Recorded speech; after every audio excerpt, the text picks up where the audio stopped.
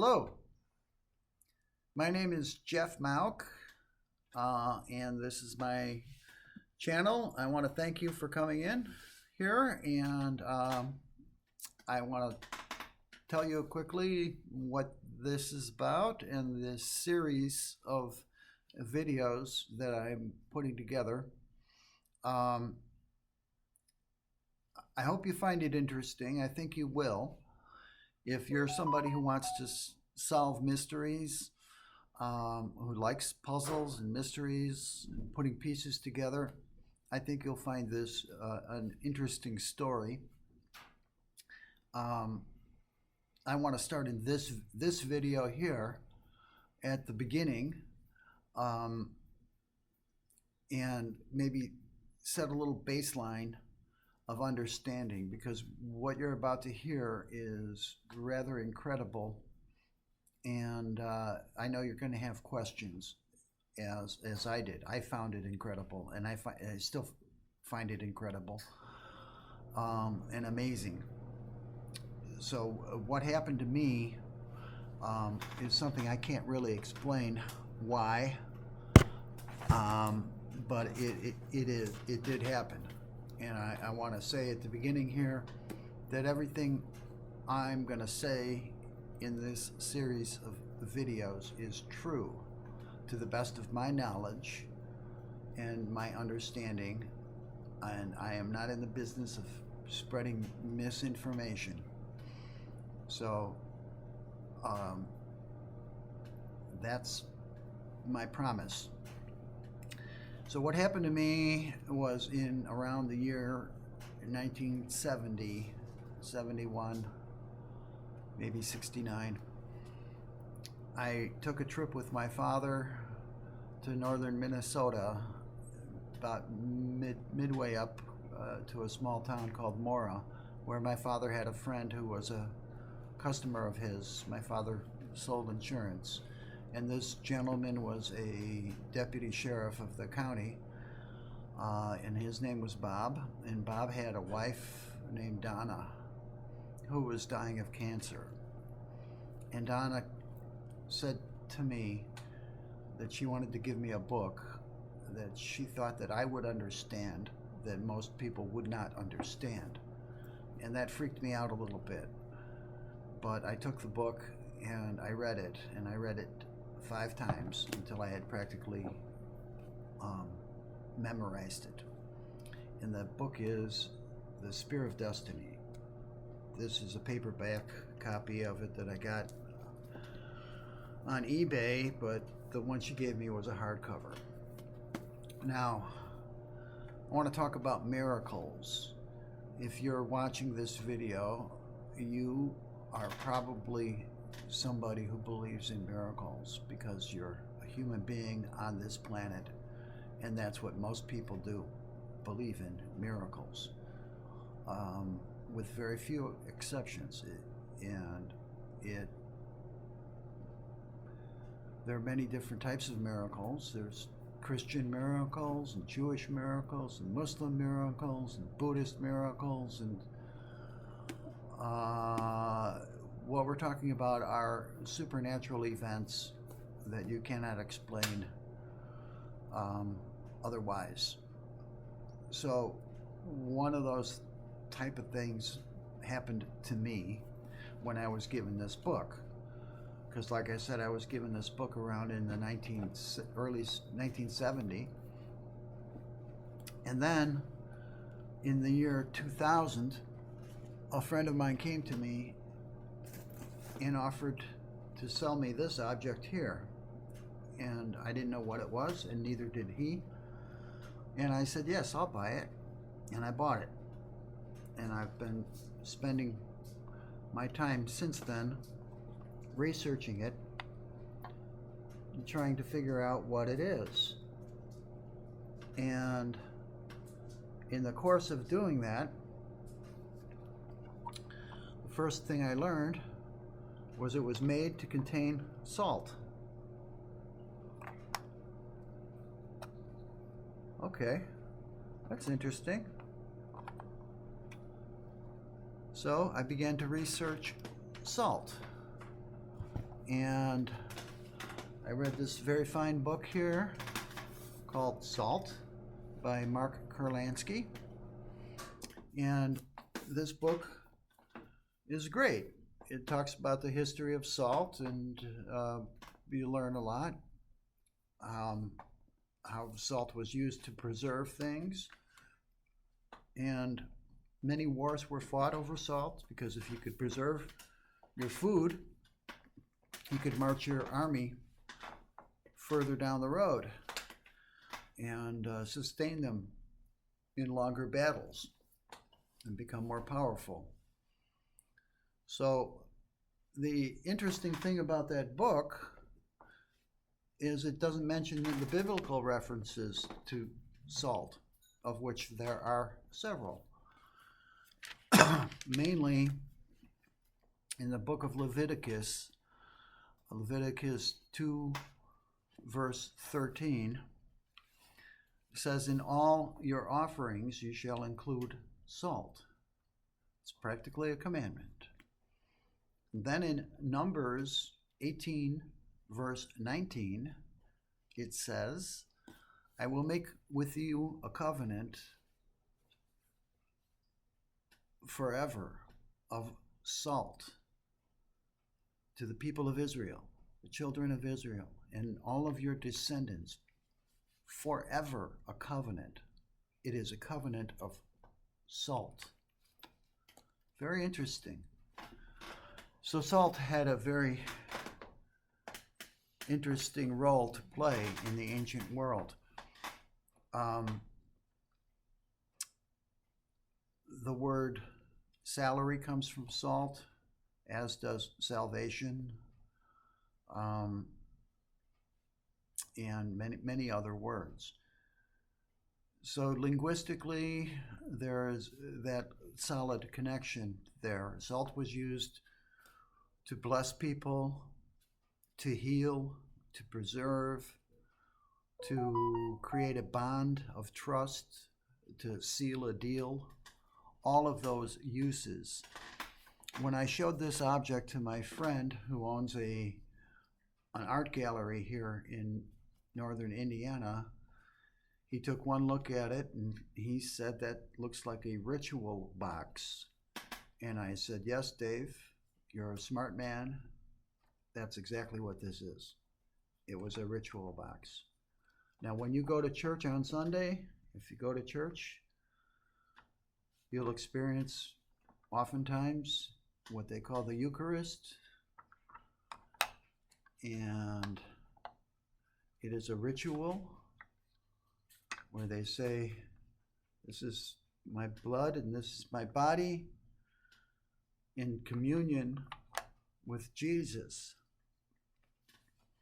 Now, my theory, to cut things short, is that this box was made by a carpenter named Jesus in a town called El Fayoum, Egypt, in the first century.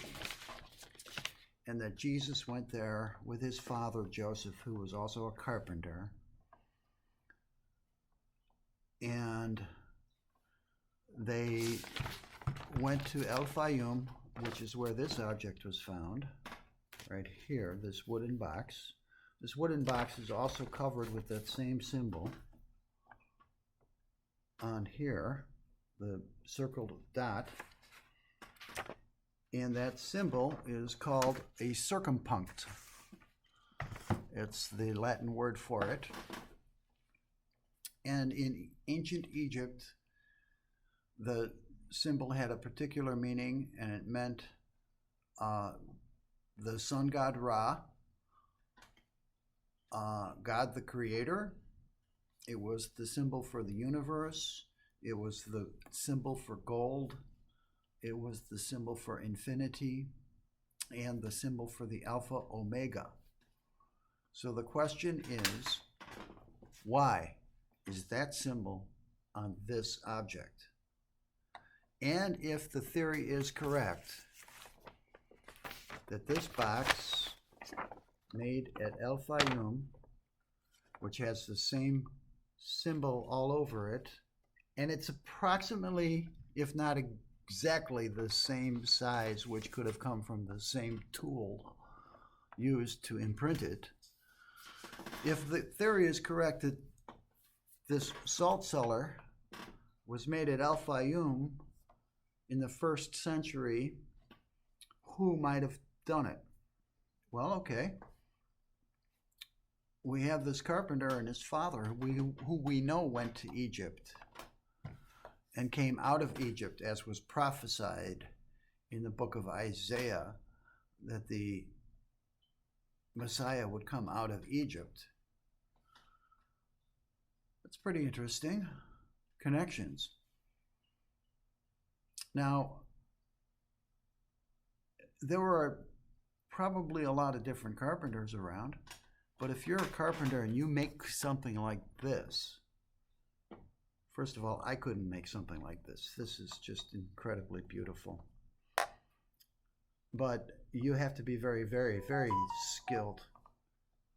And you might become famous for, among other things, being a carpenter, just by having been able to make something like this. Now, the other aspect of this, which relates back to this book, is the Holy Grail idea. The Holy Grail does not have to be a spear. It actually,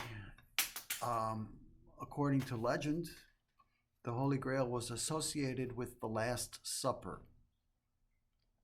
And the Last Supper in the painting by Leonardo da Vinci clearly depicts a salt cellar on the table, and it's being knocked over by Judas, spilling the salt. It's been bad luck to spill salt ever since. And it's my belief that Jesus and Judas were fighting because Judas loved Jesus and didn't want him to die, but Jesus was determined to go on his mission and complete his mission, which was to die. And Judas was mad, and in order to show how mad he was, he knocked over the salt, because the salt was a holy object, and how best to show your anger and your frustration than to actually knock it over. And I believe he did. In addition to which, the book of Matthew tells us that at the Last Supper, Jesus said to Peter, "Before the cock crows twice, you will deny me." Could he have been looking at the cock or the rooster on the salt cellar right in front of him at the Last Supper when he said those words? I think it's quite possible. I just recently learned, because I do this research all the time, I was watching a recent video on the Holy Grail, and what I learned for the first time is in this video they talk of 3 cups that could have been the Grail. One was the cup that they drank from, the wine at the Last Supper. The other was the cup that caught the blood of Jesus from the wound from the spear.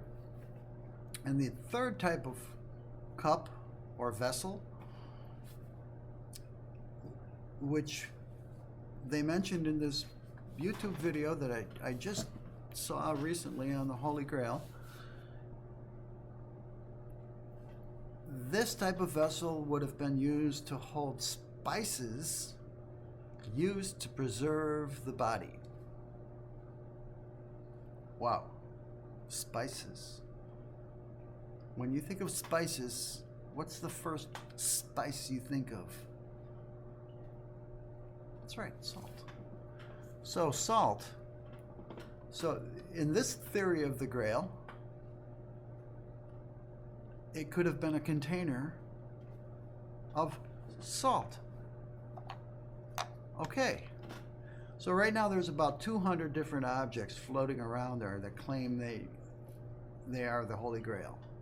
There's cups, there's the spears that I mentioned, but none of those objects, or very few of them, have the kind of connecting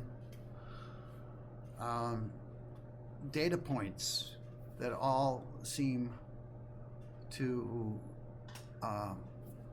fit the criteria that one would have if you had the Holy Grail. I believe that this is the Holy Grail, and I think that it needs an answer, it needs more scrutiny, and if you have any ideas, please give me a comment, tell me your ideas, and give me a like and a share. I appreciate that as well. And I hope to see you in the next video, where we're going to go a little bit deeper.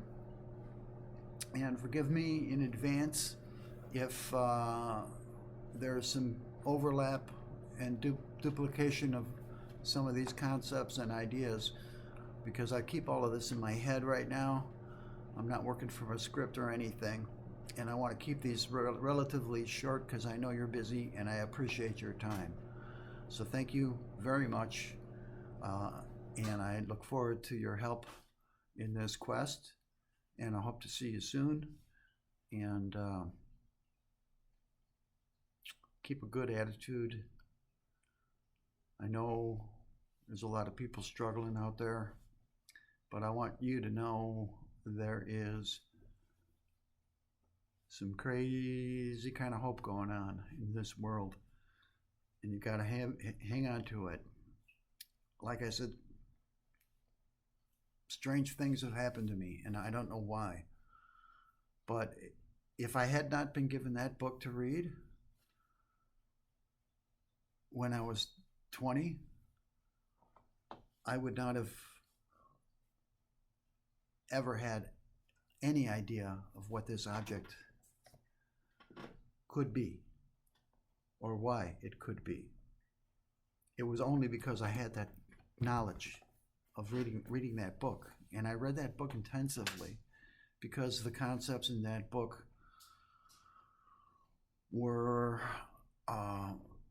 very mind-opening, and it does deal with some supernatural occurrences, but that should not stop people from considering the possibilities, because most people believe in supernatural occurrences just by their very nature.